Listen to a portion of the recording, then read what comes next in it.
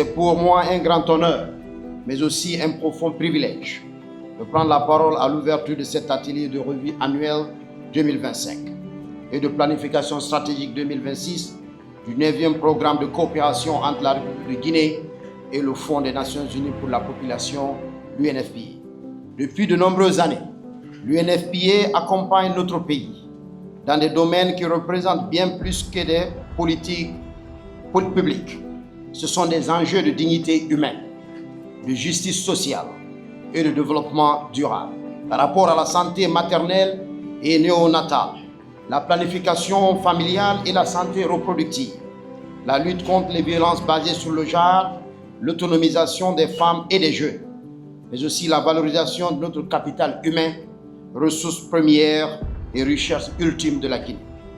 Votre engagement contribue à sauver des vies, à donner des opportunités et à ouvrir de nouveaux horizons pour des millions de Guinéennes et de Guinéens. Cet atelier qui nous réunit aujourd'hui incarne la volonté commune de renforcer l'efficacité, la cohérence et l'impact du 9e programme de coopération. Ce que l'UNFPA accomplit en Guinée est donc entièrement aligné avec la philosophie Simandou 2040.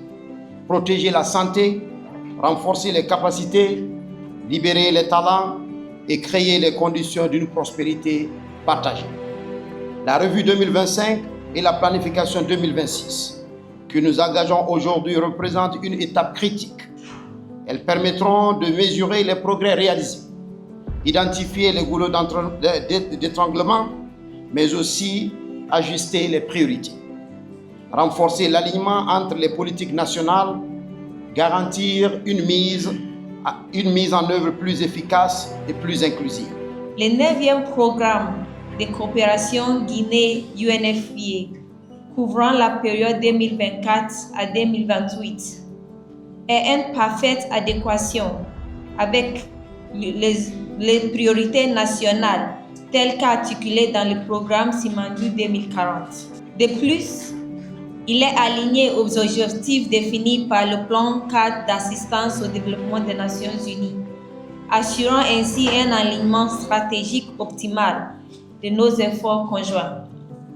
Ce programme ambitieux s'articule autour de 4 piliers stratégiques interdépendants, dont l'établissement d'un environnement politique et financier favorable à la capture des dividendes démographiques, aux droits sexuels et reproductifs et la légalité des genres, l'offre des services de santé sexuelle et reproductive de qualité, l'autonomisation des jeunes par le développement de compétences de vie et la transformation des normes sociales discriminatoires afin de garantir les droits et choix pour toutes et tous.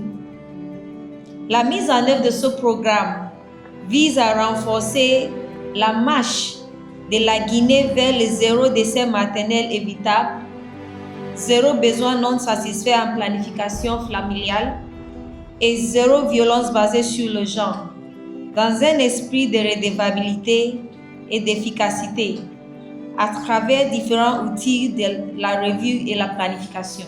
La rencontre de ce matin est dans le cadre de cette démarche de gouvernance que nous voulons participative et inclusive afin de lever graduellement et de manière durable les obstacles que nous rencontrons et de renforcer le succès du programme. Le succès des interventions de cette année, attestés par les résultats, sont les fruits de l'engagement concerté et de la mobilisation de tous les acteurs à chaque niveau.